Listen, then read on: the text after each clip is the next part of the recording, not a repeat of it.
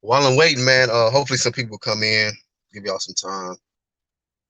Hopefully some of y'all come in and we're gonna do a Spence versus Porter keys to victory checklist. So I'm gonna be honest, I ain't got a whole bunch of time, you know. But let's get into it, man. First and foremost, there's different criteria that I look at when I'm breaking down the fight. This one in particular is very interesting, and we're just gonna go down the list. They're not saying that just because one particular fighter might have more checks in their checkbox, it don't necessarily mean that they're going to win the fight.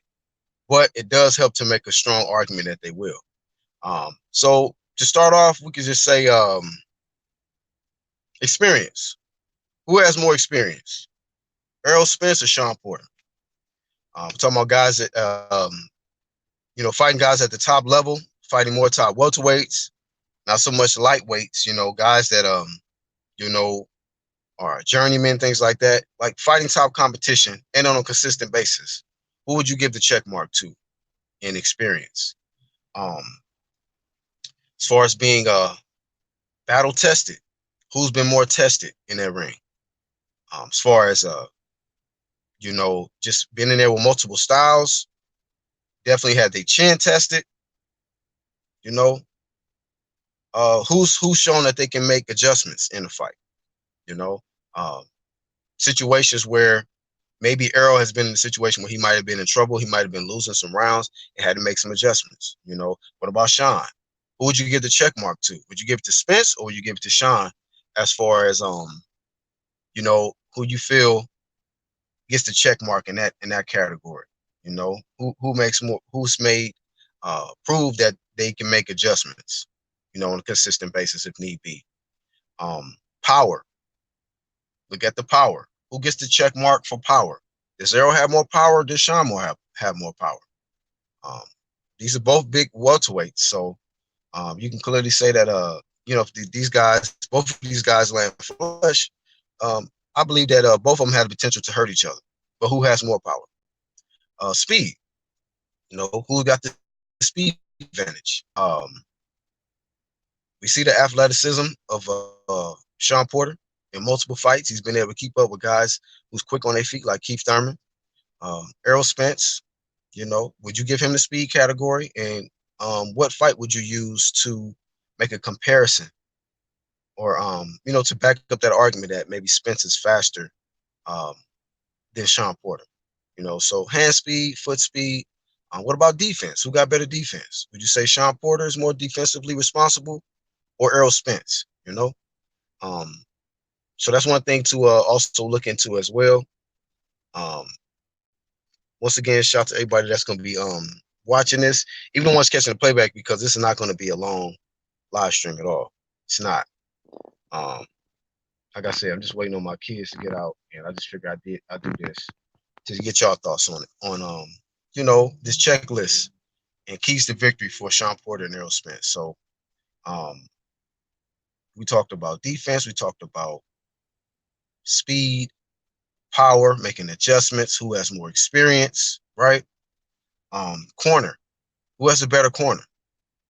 Do you trust Derek James? Because what if all the other categories, it turns out, shout out to Adonis in the chat. What if it turns out that it's neck and neck? It might come down to the corner, who's giving the proper guidance, to the fighter so that they can be successful round by round for as long as the fight start, for as long as the fight lasts. So that's another thing. Who do y'all get a check mark to as far as having a more intelligent corner? Would you choose Kenny Porter and all the other individuals Sean Porter got helping him, or would you say it would be Derek James? Because to my knowledge, Derek James is pretty much the whole operation of Errol Spence. If Derek James don't have the answer, I think that's pretty much it. He can't look over at Kenny, not for this fight. Kenny gonna be like, better get this work, get this work. Um, so yeah, the corner, stamina. Who's gonna have better stamina down the stretch? We've only seen Errol Spence go 12 once, and that was versus Mikey, the lightweight. But we're talking about a guy who is going to be probably bringing a lot of pressure in Sean Porter, who's going to be bringing a lot of pressure. So you're probably going to have to move more than you ever have, unless you're just going to be walking Sean Porter down and he's going to get the knockout. I mean, like a lot of people saying. Um, and I think that that's one factor that could play in to this fight is maybe Errol is too much pressure on him to get the KO, because this guy put pressure on himself with this, saying that I'm gonna knock you out. So he said he was gonna knock out Mikey. He didn't. Um, we ain't got to get into his lies and shit from there, but um, he did say that he's gonna get back to bulldozing. So he's letting it be known he's gonna knock out Sean Porter. So I expect to see that, and the thing about it is, if he can't get the KO, say it's 7th, 8th round, right? He like, damn, man, I got to get this KO. And he might be coasting on the cards, right? He might just be outboxing Sean easy. Could it affect his performance by having the KO on his mind? I think it can. I think mentally that's not, you don't want to go in with that mentality. Like, I got to knock this guy out. We seen that with Jamel. And if Derrick James is approving that game plan, or that mentality that Errol has, which is to go in there and get the KO, I don't think that's good. I think ultimately it's all about just getting the victory, man. It's all about the victory. And if you can't get the KO, you got to be able to have uh, a plan B or plan C. Because Sean might be coming in. Sean might come in there stronger than Errol, faster than Errol, and dogging him.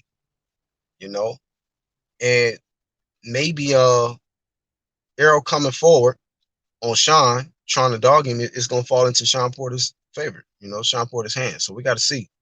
We definitely got to see that, man. But want you guys to definitely leave a comment and let me know, out of those categories, who has more check marks? Who has more check marks? So we're talking about experience, we're talking about the corner, we're talking about speed, we're talking about power, also chin, who has a better chin. Did I say stamina already? And any other factor that y'all can point out and leave in the comment, man. But who would you give more check marks to? So this is fight week, and so I'm sure there's gonna be a lot of more videos to come this week. We'll definitely get another live stream or two in, with the fellas on the UDC Click. Make sure y'all go to the channels tab and subscribe to my brothers there. I'm out.